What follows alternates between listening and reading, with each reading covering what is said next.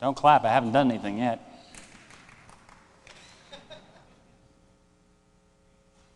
How many of you here are under the age of 35?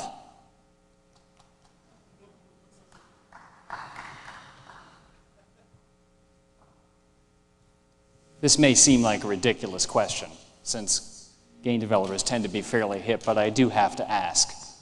I've been surprised before. Is there anybody here who does not know who Paul McCartney is? Good.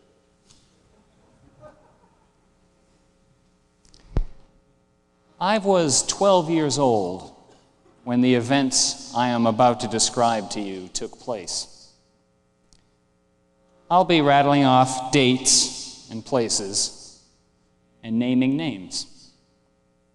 In a few minutes, you'll see and hear everything you need to become a minor expert on this strange little episode in the history of mass communications. But there's something else I want to communicate as well. Something you can only learn from an eyewitness. I want you to know what it felt like to be almost a teenager in late October of 1969. I want you to know how it felt to be talking about this on the school bus and in the cafeteria of my junior high,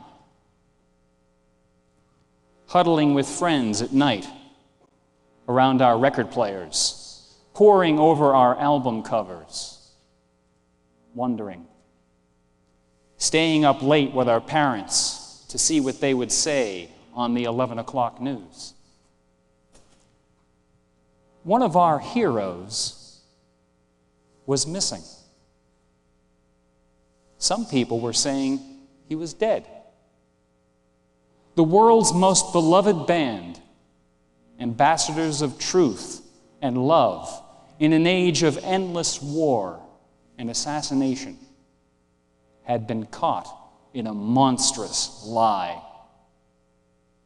And their records, so full of joy and playfulness, had become the ever-present messengers of a creepy conspiracy. It was Halloween, and we were really scared. You may be wondering why anyone would make such a fuss over the bass player in a rock band. For those of you who did not raise your hands a minute ago, you probably already know the reason. For the rest of you, it isn't too easy to explain. You see, this just wasn't any bass player, and this was no ordinary band. Ladies and gentlemen, the Beatles!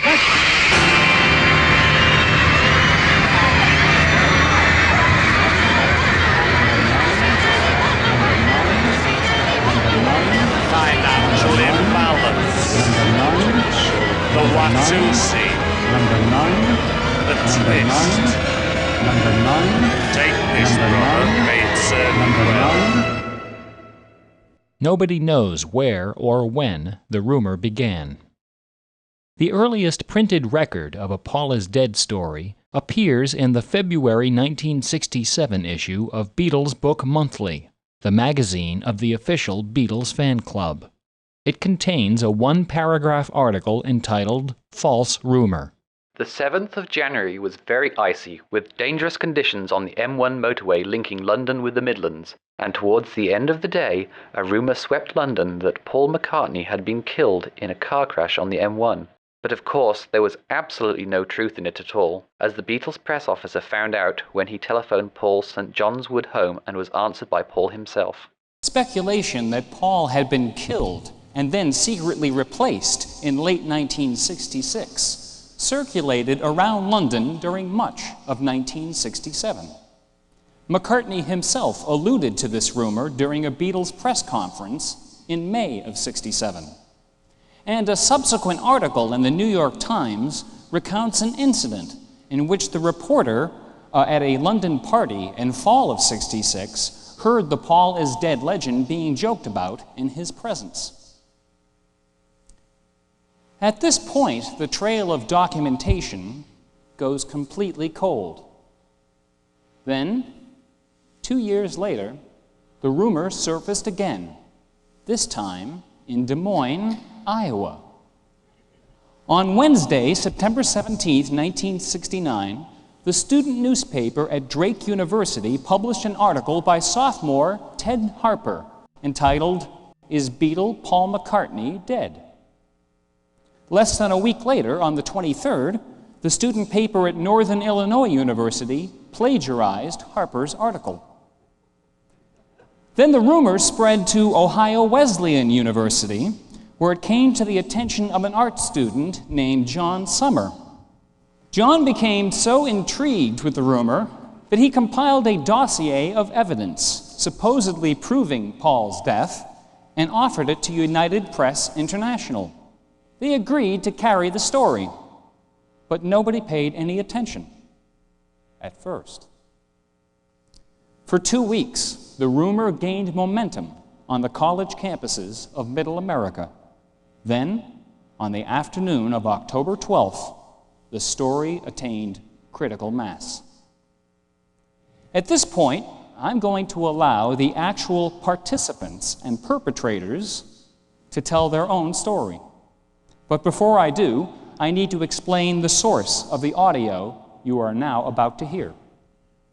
During the climax of the Paul is Dead media frenzy, RKO produced a 1-hour television special called Paul McCartney, the complete story told for the first and last time. This program was videotaped on a set resembling a courtroom, in which various witnesses involved with the rumor were formally questioned by an attorney. This attorney was none other than celebrity lawyer F. Lee Bailey, shown here holding a picture of his most infamous client, Albert DeSalvo, also known as the Boston Strangler. RKO's Paul is Dead special was syndicated on Thanksgiving weekend of 1969. After the broadcast, every videotape of the program vanished forever. Fortunately, the soundtrack was preserved for posterity by an anonymous Beatle fan who taped it off his television set. Bailey's first witness was this man, the disc jockey whose call-in talk show introduced the Paul is Dead rumor to the airwaves. Would you tell us your name, please, sir? Russ Gibb. And where do you live, Mr. Gibbs? Detroit, Michigan. And what is your occupation? I'm a disc jockey on an underground radio station called WKNR-FM. Calling your attention to the 12th day of October of this year, 1969, Mr. Gibbs, in the afternoon, were you on duty and on the air? Yes, sir. And did you receive a phone call from a listener about Paul McCartney, the Beatles singer? Yes, sir, I did. I draw your attention now to this reel of tape before me on the recorder and ask you if you can identify it. It looks like the tape that was taken off our log. We have to log all programming. Does it reproduce the conversation about McCartney?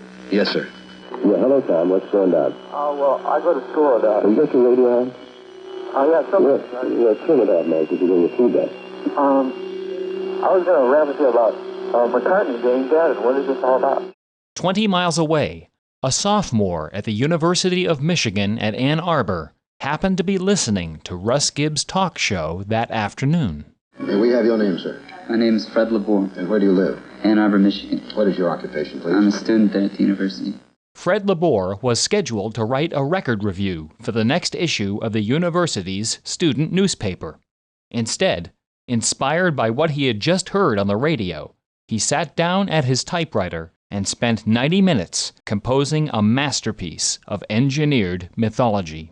Are you the same Fred LeBour who published on October 14th, 1969, an article in the Michigan Daily, a newspaper published by the university, which begins as follows?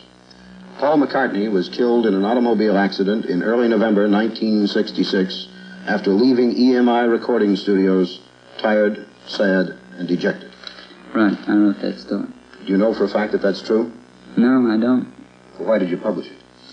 Well, I was supposed to... They asked me to review Abbey Road, which was the current Beatle album. So I decided I didn't want to just write a review about, you know, this is Paul does this song and George does this song, etc., like all reviews go. So I decided to make it work symbolically on a religious level. Fred's article presented for the first time what was to become the definitive urban legend of Paul McCartney's death. According to Fred, Paul had been decapitated in a car accident early in November of 1966. The Beatles, conspiring to conceal his death, held a look-alike contest and hired the winner, a Scotsman named William Campbell, to replace him. The newspaper containing Fred's article appeared on the Ann Arbor campus early on Tuesday morning. By noon, every copy was gone. 2 press runs followed. The entire campus ground to a halt. As the week progressed, Fred's story spread rapidly eastward, leaping from campus to campus, dormitory by dormitory. And on Saturday night, a student named Louis Yeager at Hofstra University called Alex Bennett's popular talk show on WMCA and informed the city of New York that Paul McCartney was dead. At first, the mainstream news organizations didn't want to touch the rumor without more evidence. A disc jockey on WABC in New York was fired for talking about it on the air. And the publicity department of Apple Records was flooded with phone calls inquiring about Paul's health. And where was Paul while all this was happening? On vacation with his family, on his farmhouse in a remote corner of Scotland. And when the Beatles' chief publicist, Derek Taylor, called Paul to beg him for a public appearance, or at least a statement to quell the rumor, Paul, who you will recall had been through this already 2 years before, instructed Mr. Taylor to ignore the press and leave him alone. And so, the media, having no way to verify or dispel the rumor, had no choice but to acquiesce to the public demand for information and began, skeptically, to cover the story. Within days, the Paul is dead rumor became an international sensation.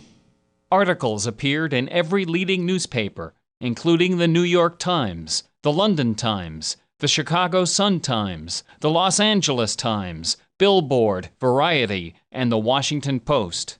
Time magazine devoted a feature essay to the subject. An instant cottage industry sprang up to support the hysteria. Special Paul is Dead magazines appeared on newsstands and were snapped up by the hundreds of thousands. At least 4 different Paul is Dead novelty songs were quickly recorded and released, with titles like Brother Paul, The Ballad of Paul, We're All Pallbearers, and a number called So Long Paul, written and recorded under the pseudonym Warbley Finster by Jose Feliciano. Polydor Records exploited the scandal by repackaging one of their early Beatles collections with a suggestive new album cover. And not surprisingly, sales of the Beatles records and licensed merchandise, especially their new Abbey Road LP, went through the roof, with frantic dealers selling the back catalog directly out of the shipping cartons. Now, celebrity death rumors were nothing new in 1969. Bob Dylan had been the subject of a similar rumor just a few years earlier. What was it about this rumor that made it so persistent? Why were Beatle fans so convinced that something awful had happened to Paul? The answer to this question is what makes this issue so interesting to game designers. Beatle fans believed that clues signifying the fact of Paul's death had been concealed on the record covers and in the songs by the surviving Beatles. This is the defining feature of the Paul is Dead phenomenon. Many lists of these so-called death clues have been compiled over the years. Some of them contain hundreds of entries. For the purposes of this lecture, I have concentrated on the classic suite of clues, the ones most often cited by the press at the time of the scandal. Clue hunters initially concentrated their attention on 4 albums. Sgt. Pepper's Lonely Hearts Club Band, released in June of 1967. The soundtrack to the Beatles' TV special, Magical Mystery Tour, released in December of '67. The double so-called White Album, released in November of '68. And the soundtrack to the Beatles' animated film, Yellow Submarine, released in January of '69. The list of suspects quickly expanded to include Abbey Road, released just as the scandal was erupting in September of '69. Now, the tools we have for analyzing the images and sounds on these records were unimaginable in 1969. Nevertheless, in one important respect, those dormitory detectives were better off than we are, because they didn't have to squint at 4-inch booklets crammed into skinny plastic cases. They had albums then. Although I am no fan of vinyl, it is hard not to miss the days when records were a rich visual experience. And no album in the history of popular music exemplifies that experience better than Exhibit A. This is not the time or place to reflect on the enormous impact this record made when it was released at the beginning of the Summer of Love. Suffice it to say that nobody had ever heard or seen anything like it before. Someday, perhaps even in our industry, something like this will happen again. Every square inch of Sgt. Pepper's cover was covered with elusive imagery. Among the faces appearing in the background collage were past and present heroes of the 60s counterculture: Aldous Huxley, Mae West, Edgar Allan Poe, Brando, Dylan, Jung, Einstein. And there in the middle, impeccably costumed in the regalia of a turn-of-the-century brass band, stood the Fab Four. Now, this scene was probably intended to suggest a nostalgic village square or a quaint English garden. But in late 1969, Beatles fans looked at this image with its proliferation of flowers, its freshly turned pile of dirt, the 4 wax Beatles dressed in black, and Cassius Clay on the side, dressed as a priest, and saw something different. They saw a burial. A burial that seemed to insistently single out a particular member of Sgt. Pepper's band. A close look at this image shows that one of the background figures, the British comedian Issy Bon, is raising his open palm directly over Paul's head. This gesture, according to the clue hunters, is an Eastern symbol of the presence of evil. They also noticed that Paul is the only Beatle holding a black musical instrument, a clarinet. The other Beatles are holding shiny gold instruments. Another curiosity was discovered in this group of hyacinths in the lower half of the image. They appear to be arranged in the shape of a guitar. The 3 long sticks, resembling guitar strings, reinforce this impression. But this guitar is just a little bit unusual. It's left-handed, like the ones played by Paul, the only left-handed Beatle. Some investigators went even further. They claimed that the guitar flowers had been laid out in such a way as to suggest the outlines of a word. By squinting at it a bit, you can, without too much of a stretch, make out the letters P, A, U, L, question mark.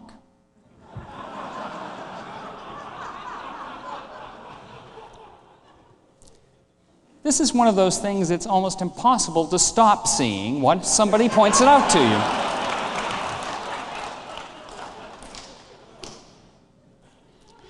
Creative clue hunters also found something odd about the bass drum in the middle of the scene. They discovered that if you hold a small mirror horizontally across the center of the drum, a mysterious message appears. I-1-I-X, he die.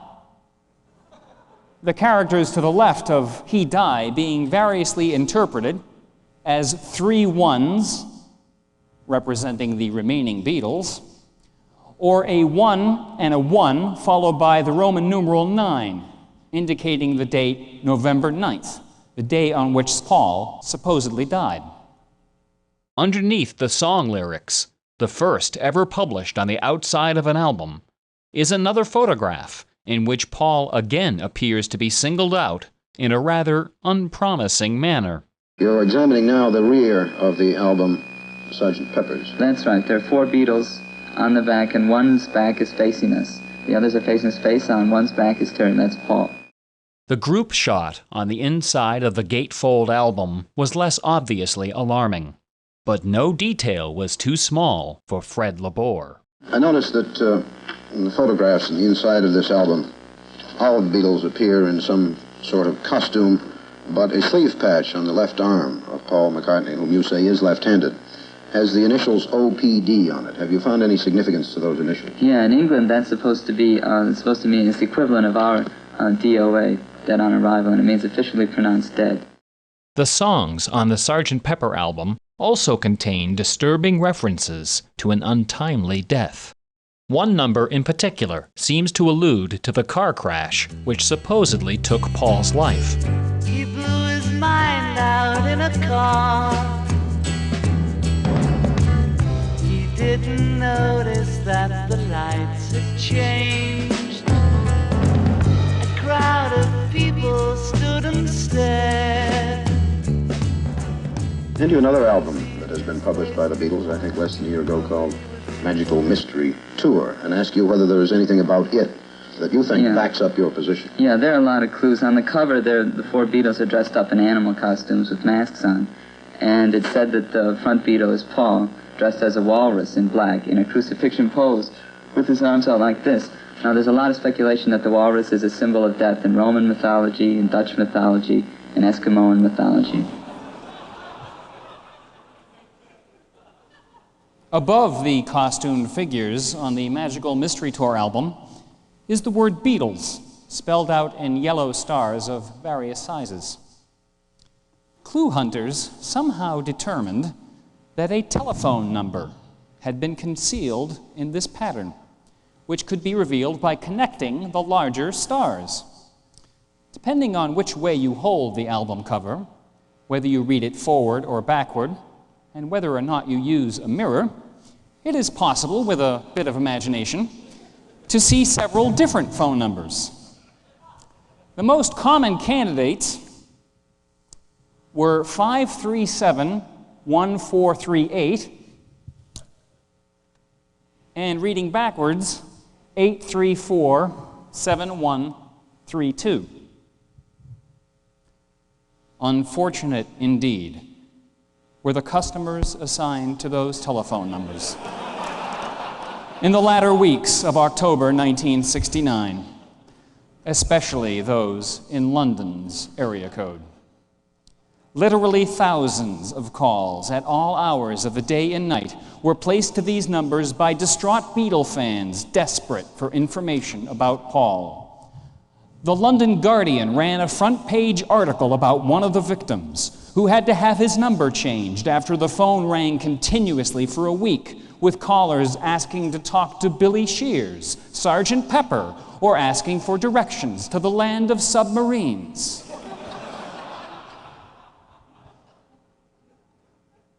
Most of these calls were collect. Those of you who only know the Magical Mystery Tour album in its current compact disc incarnation are being viciously shortchanged. The original LP edition included a 24-page color booklet with photographs taken from the TV special. This booklet was a gold mine for Paul is Dead clue hunters. Beginning on the inside cover, we find a list of the songs on the album, including the classic psychedelic anthem, I Am the Walrus, composed and sung by John Lennon. However, underneath the title, I Am the Walrus, appears the parenthetical phrase, No, you're not, said little Nicola. The phrase appears again in a cartoon on page 3. Turning to page 2, we find a picture of Paul McCartney sitting behind a desk. In front of him is a rather curious sign that reads, I was. Another shot from the same scene on page 14 shows Paul from a slightly different angle. It just so happens that there is a pointing hand in the recruiting poster just above his head. A hand also appears over Paul's head in this cartoon from page 15. Again in this photo on page 18, and yet again in the photo on page 24. I should note here that no other Beatle is ever shown with a hand over his head anywhere in Magical Mystery Tour, or for that matter, any other Beatles album. This 2-page spread shows the band performing the song I Am the Walrus. Clue hunters noticed that Paul isn't wearing any shoes. This was supposed to be symbolic of the fact that corpses in England are buried that way. Paul's shoes are visible off to the side, positioned directly over the page number 13. Is there anything unusual about the shoes that you can see? It appears as though they're red stained. For many Beatle fans, however, the photograph on page 23 of the Mystery Tour booklet was the one that really convinced them that something funny was going on. Would you examine this photograph of the 4 Beatles dressed in white, each with a flower, and tell me if there's anything unusual that you found about it? Yeah, Paul is wearing a black rose and the other Beatles are wearing red roses. And what significance do you attach to that? The black rose obviously symbolizes death. The music on the Magical Mystery Tour album contains several additional clues. One of the most famous occurs on side 2, track 2, described here by DJ Russ Gibb. What other examples, if any, did you find of curious doings on these albums and recordings? Well, at that point, the switchboard at the station started to light up like crazy, and kids started to call in, but I still had this fellow on the air, and he said to get the Magical Mystery Tour album. Is this that album? Yes, sir. This is what, the one. with reference to that album, did you do? Well, I got out Strawberry Fields, which is a cut on here. And right at the very end, he said, play it. And he said, see if you can hear something in there. And so I play the album, and you hear very distinctly at the end someone saying, I buried Paul.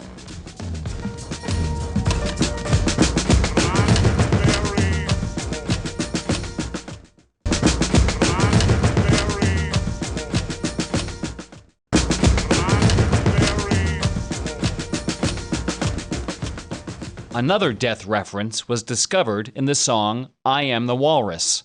During the fade-out at the end, voices can be heard performing the final lines in Act 4, Scene 6 of Shakespeare's play King Lear, The Death of Oswald. But what sounds like a much more specific reference to Paul can be heard by playing this same section of I Am the Walrus backward. This death clue was actually demonstrated in prime time on the ABC Evening News by reporter Peter Jennings.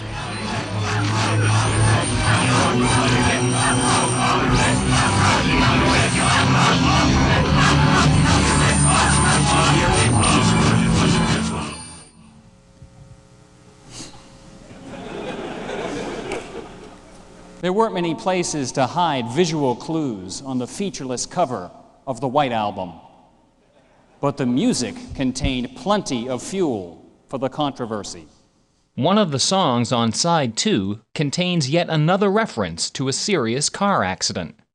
Ringo Starr's first composition for the Beatles, a song called Don't Pass Me By, includes a lyric that immediately caught the attention of distraught Beatle fans. I'm sorry that I doubted you. I was so unfair. You were in a car crash and you lost your hair. You said... Another oddity on side 2 is in the John Lennon song, I'm So Tired.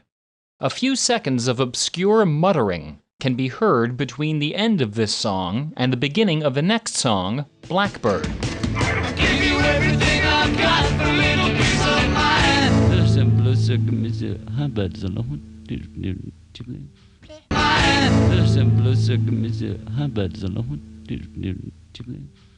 This muttering doesn't seem to form any recognizable English sentence, but clue hunters who played this groove backward heard something considerably more distinct.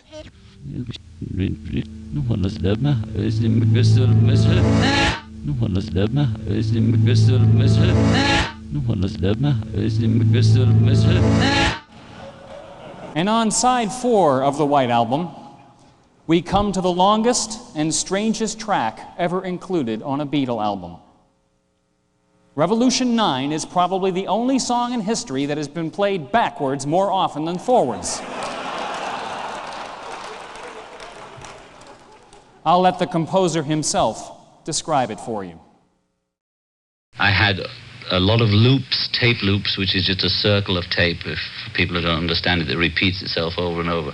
Had about 10 of them on different mono machines, all spinning at once with pencils and things holding them. For Paul is Dead aficionados, Revolution 9 was the motherlode. An entire afternoon could be spent dissecting the clues they claimed to find buried inside this track. But one tape loop in particular captured the imagination of the public and the press in 1969. Today, it stands as the most famous example of backward speech in the history of recorded sound. Mr. Gibbs, as a result of the suggestion of your listener that Paul McCartney was dead, what, if anything, did you do? Well, the youngster said, would you play one cut for me on the air forward? And he said, take the album Revolution, and what we call the White Album, play a cut called Revolution number 9, and play it forward. Number 9, number 9, number 9, number 9, number 9. He repeats it. And at that point, the kid said, now, play that backwards. And I played it backwards, and man, I freaked. I went crazy because of the fact it says, turn me on, dead man.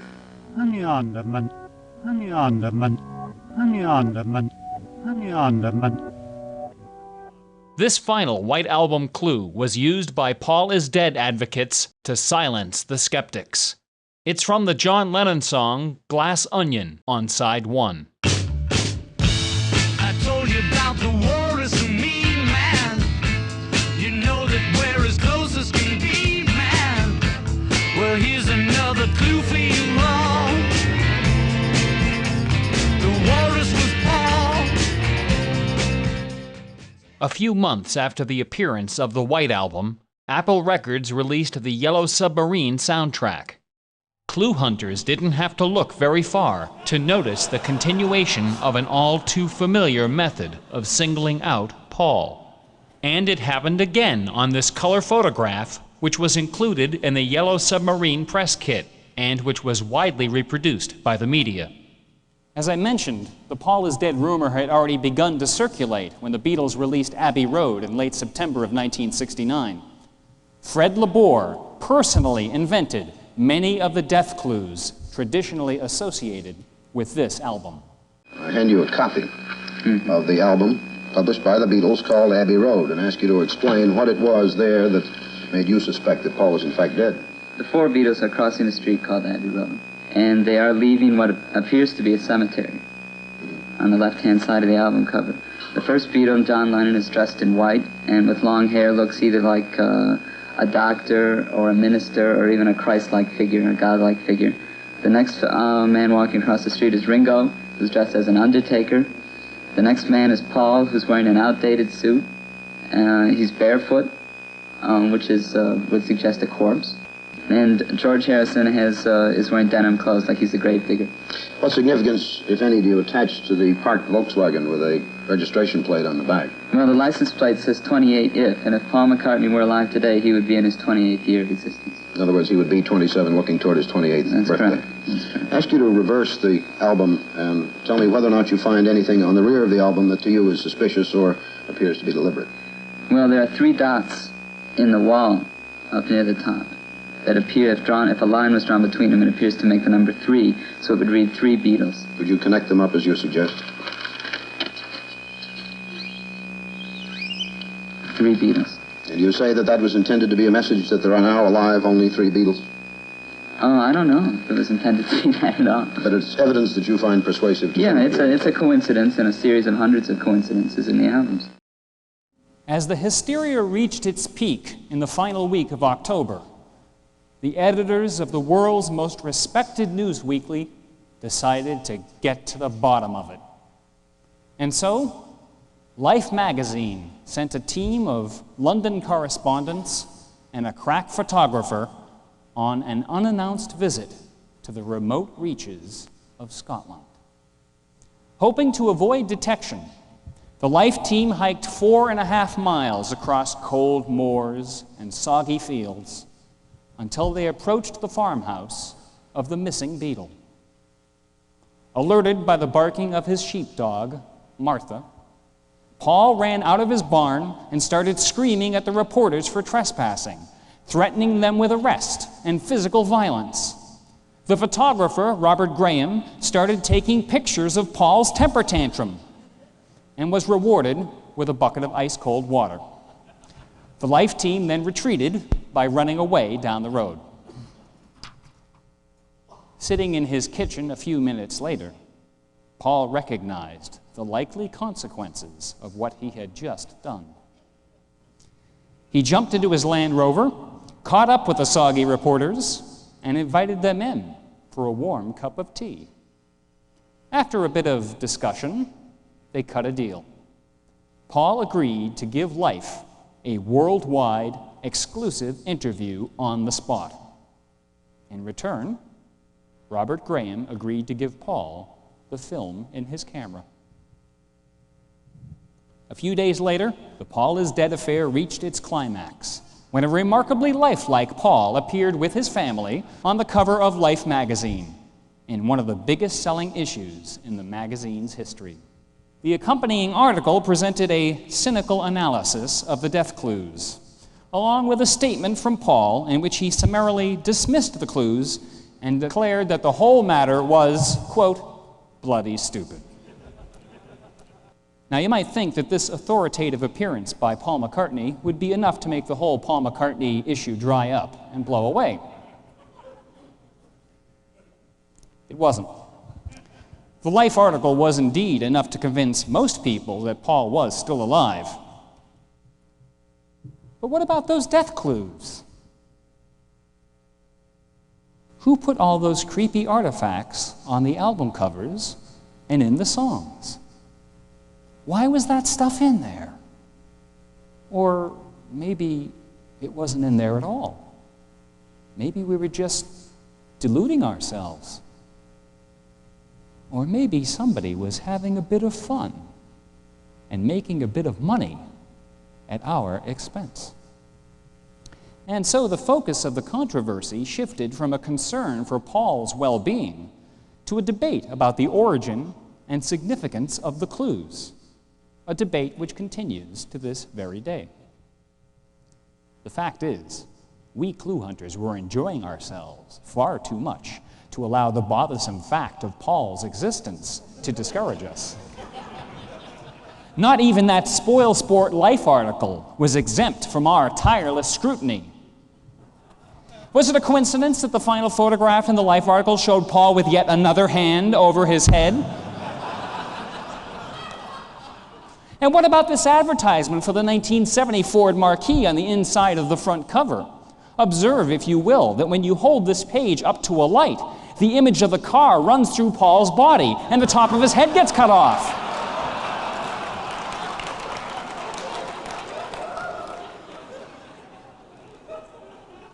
Now, the Beatles have consistently denied any deliberate attempt to include secret messages of any kind on or in their albums. And Lucy in the Sky with Diamonds does not stand for LSD. It doesn't. The mountain of documentary material that has become available to Beatles scholars in the past 30 years generally supports these denials. This material includes detailed accounts and outtakes of the photo sessions used to create the album covers, as well as rehearsal tapes and alternative mixes of many of the relevant songs. Armed with this evidence, most of which had not been made public by the time of the scandal, it is possible to plausibly dismiss many of the so-called death clues. Let's take a look at just a few examples. We now know, for instance, that this was not the only version of the Sgt. Pepper cover photograph. These samples demonstrate a few of the many different poses that were considered. If anybody at this photo shoot was conspiring to position Paul's head underneath the raised hand in the background, they weren't doing a very good job of it.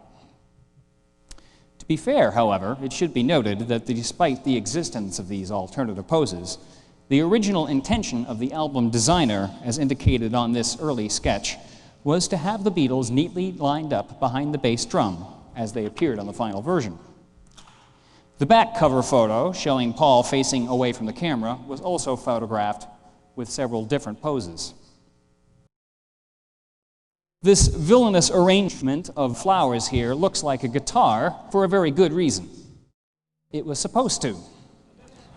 This is the voice of Peter Blake, designer of the Sgt. Pepper album cover. Things happened like there was a young boy who was helping who said, "Oh, could I do a guitar in hyacinths?" And it was such a nice sort of gentle, sweet idea that we said, yes, certainly. So this sort of white shape at the front is actually a guitar. One of the myths that rose was that you can read that as P-A-U-L ? When the stories of Paul's death were rife, this was a sign that Paul had indeed died. But of course it was never intended to be P-A-U-L ? It's simply a guitar. The fevered brain of Fred Laborde invented the arm patch with the initials OPD. Alternative poses of this photograph prove that the initials on the arm patch are actually OPP, an abbreviation for Ontario Provincial Police, the organization which presented the patch to Paul during the Beatles' 1966 swing through Canada. It looks like OPD because a fold in Paul's jacket has distorted the final character. Now, the bit about the walrus in Magical Mystery Tour is easily dismissed. An embarrassment of evidence, both on the album cover and in the TV movie, proves beyond a shadow of a doubt that John Lennon played the walrus, not Paul. But what about that I Buried Paul business at the end of Strawberry Fields? Thanks to an alternative mix of a song included on the second volume of a Beatles anthology published 3 years ago, we now possess conclusive evidence that what John always claimed he was saying is true. Like that line in Strawberry Fields at the end, I Buried Paul. It doesn't say that, it says cranberry sauce. And it's me going, cranberry sauce, cranberry sauce. So that's what it says.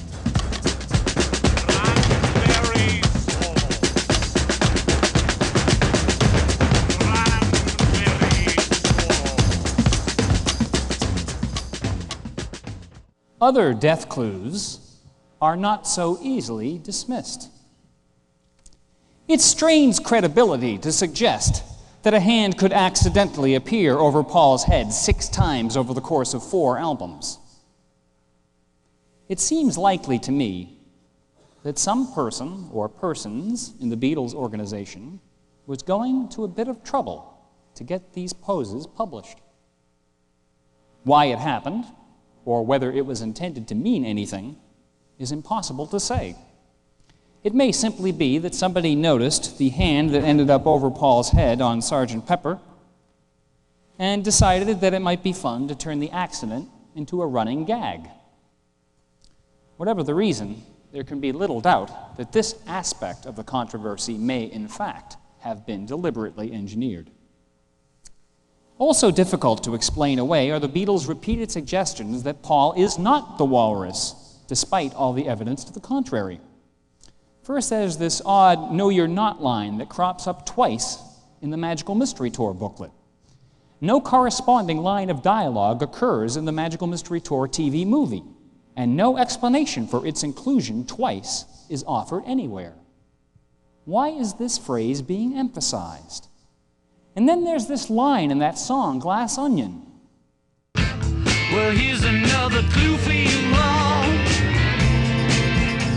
The walrus was Paul. Lennon never offered a clear explanation for this odd lyric.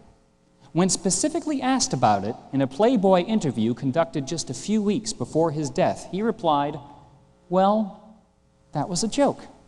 The line was put in partly because I was feeling guilty because I was with Yoko and I was leaving Paul." Then there's that black flower on this mystery tour photo. Paul offered a curt explanation for this oddity in his Life magazine article. He said, quote, "I was wearing a black flower because they ran out of red ones."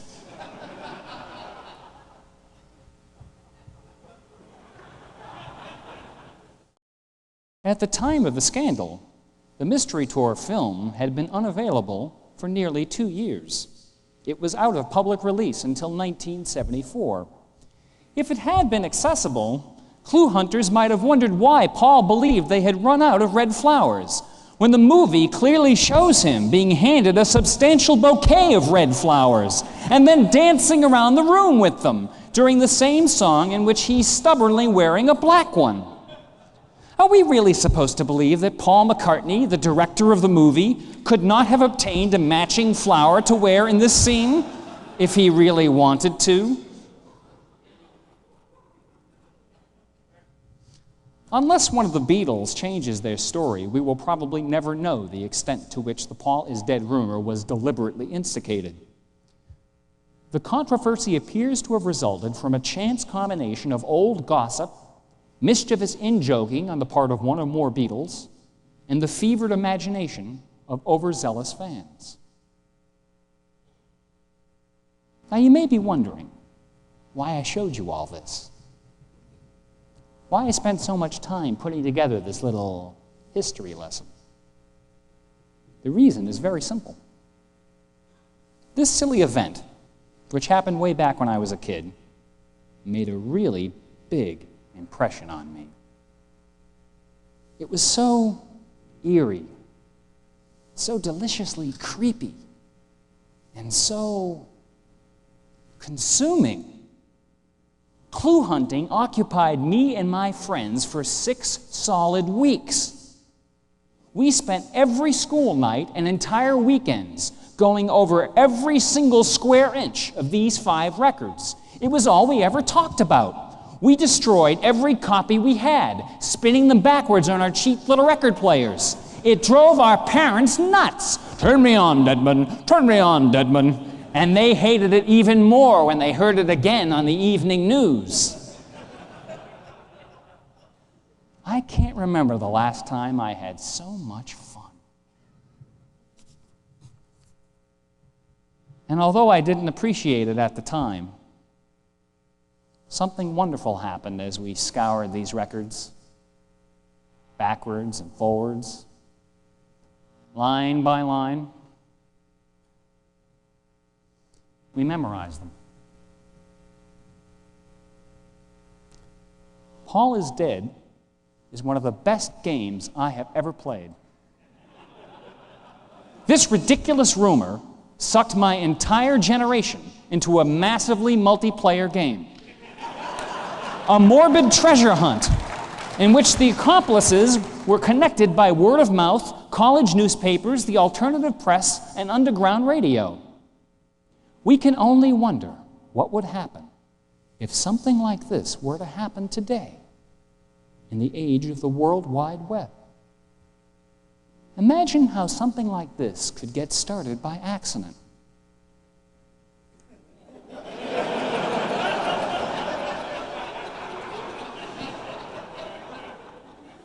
Imagine how something like this could be fashioned on purpose.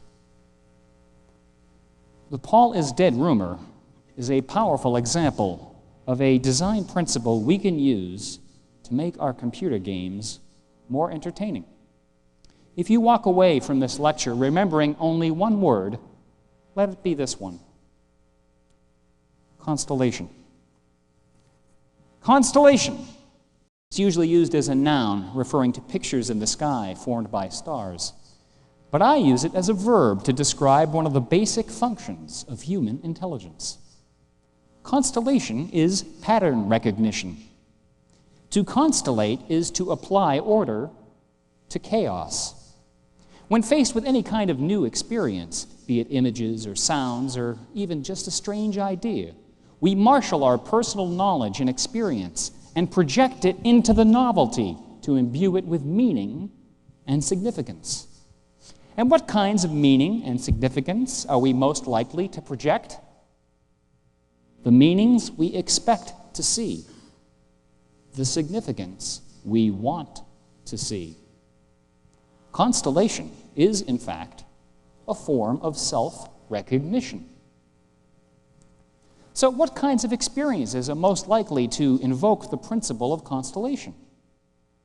The ones with the most novelty. Rich experiences, complex experiences, experiences that encourage you to discover relationships, to synthesize juxtapositions. A record jacket like this isn't going to excite much constellation, but put something like this in front of people, and all kinds of evocative coincidences are bound to happen. Now, why is this useful for us as entertainers?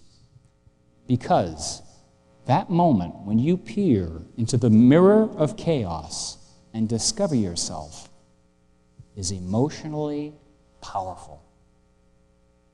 You get a little oomph when you make a connection that way. These little oomphs are what make good stories and good puzzles and good movies so compelling. And those little oomphs are what made the Paul is Dead scandal so much fun. Allow me to demonstrate oomph. Many people believed that the mischievous John Lennon was the Beatle responsible for planting the death clues about Paul. If John did plant the clues, the joke was on him. This is one of the pages from the Magical Mystery Tour booklet. And that is John, wearing a phony mustache. Beside him is a sign which reads, "The best way to go is by M&D-C." 13 years to the day after this album was released, John Lennon discovered that the best way to go was indeed by M&D-C, the initials of his assassin, Mark David Chapman. That's oomph. How can we use this principle of constellation to make our games better? I don't have to tell you that today's games are beginning to look pretty damn amazing. Every year, the bar gets raised. Higher frame rates, smoother rendering, more plausible use of lighting and sound, more realism. And as processor speeds accelerate and storage capacity increases, our ability to improve the verisimilitude of our world models will get better and better. Unfortunately, there are limits. There are limits to how much time we can invest constructing our worlds. There are limits to how much money we can spend, and there are limits to how many times we can borrow technologies and aesthetics from established games in order to reduce the risk of creating new ones. But even if these limits were to magically disappear tomorrow, we could never hope to approach the subtlety, the nuance, the fine detail that characterize the phenomenon we call reality. And why is this? Because the detail of reality is infinite. This is where constellation can help us. If you want your artificial characters to exhibit a wide range of intelligent-looking behaviors, don't try to program them all yourself, one case statement at a time. You've written enough bugs already. Instead, try what Peter Blake did on the cover of Sgt. Pepper. Throw in some useless particulars. Take a couple of those robot tanks, pick a random direction, and send them scooting off across the playing field for absolutely no reason at all. Sometimes it'll look like an attack, or a feint, or maybe even suicide. Whatever happens, it's bound to be more interesting than having them just sit there circling. And who knows? Maybe some reviewer will rave about your brilliant AI. If you want your virtual worlds to appear deep and rich, don't try to define everything explicitly. You'll never ship anything before Christmas that way. Instead, try what John and Yoko did in Revolution 9. Mix in a little chaos. Select a random game event, something harmless like a distant sound effect, and make it occur according to a regular pattern, also chosen randomly.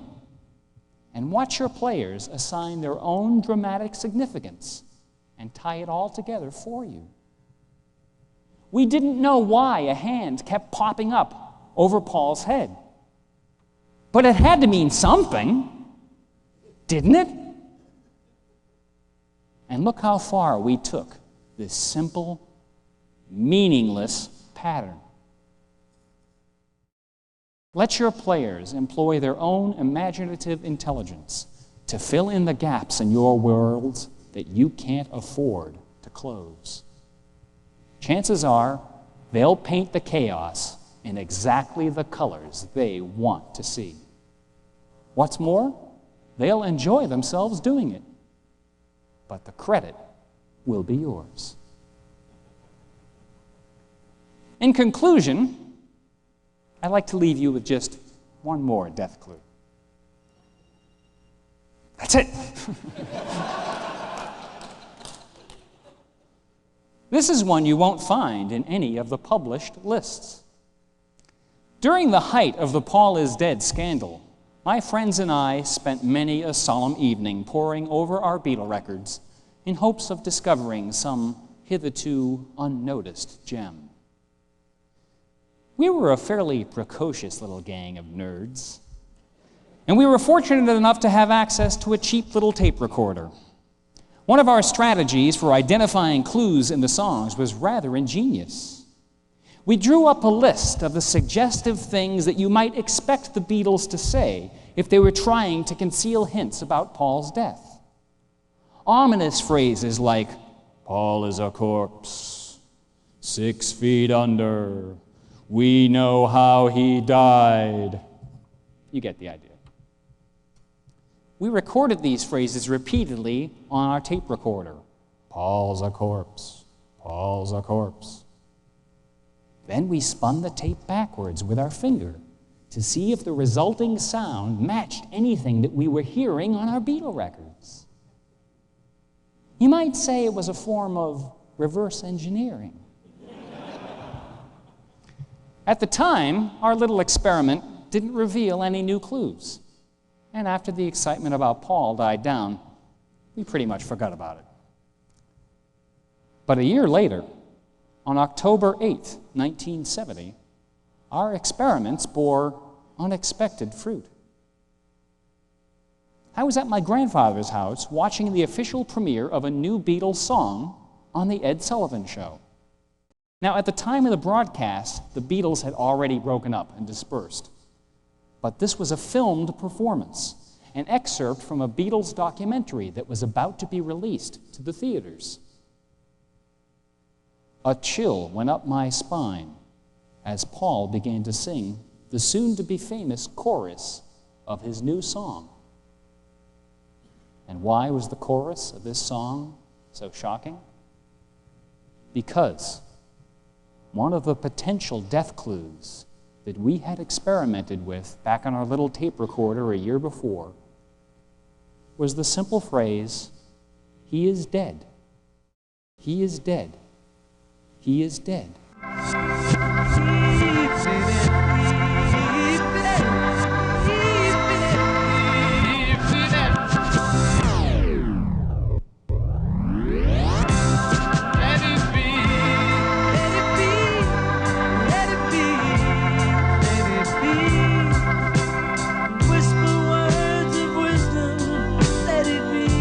time, I believe that Paul had chosen the title Let It Be for his song as a way of making fun of the death rumor, which was already a year old. I mean, it couldn't be an accident, could it? What I didn't know at the time was that Paul's performance of Let It Be had been filmed in January of '69, 9 months before the scandal broke. And have you noticed that on the cover of Let It Be, all the Beatles have white backgrounds except one, which is blood red?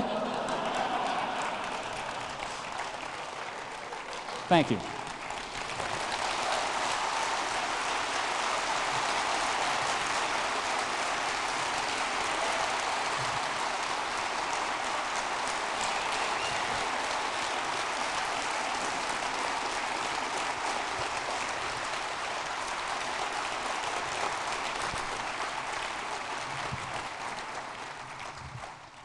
We're 3 minutes over, but I could take a couple questions before they throw us out. If someone would turn these things off so I can see. Is anyone raising their hand? No? Yes? Good. Go home.